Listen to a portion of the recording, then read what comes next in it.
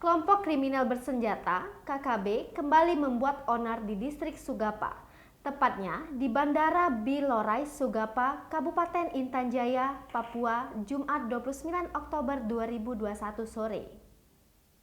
Kelompok teroris tersebut membakar ambulans yang kerap digunakan warga Sugapa ke puskesmas.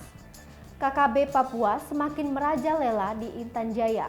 Padahal, aparat telah menambah pasukan untuk melakukan pengamanan di daerah itu.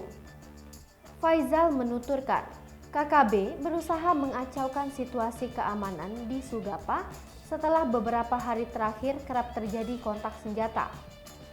Kejadian tersebut, sambung Faizal, tidak menyebabkan jatuhnya korban jiwa maupun luka-luka. Hingga saat ini, belum ada rencana penambahan pasukan ke Intan Jaya meski dalam waktu beberapa hari terakhir kerap terjadi gangguan keamanan.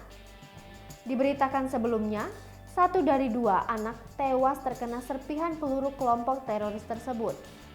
2 anak tersebut merupakan kakak beradik yang merupakan anak dari warga Intan Jaya. Peristiwa tersebut terjadi ketika KKB dan aparat terlibat baku tembak di Kabupaten Intan Jaya Selasa 26 Oktober 2021. Kedua anak tersebut lantas dibawa keluarga ke puskesmas. Namun, tidak ada satupun tenaga medis di puskesmas yang bertugas. Melihat puskesmas kosong, keluarga membawa kembali kedua anaknya pulang. Puskesmas tersebut kosong setelah terjadinya penculikan dan pembunuhan tenaga medis oleh KKB di wilayah itu. Tak beberapa lama kemudian, 1 anaknya menghembuskan nafas terakhirnya.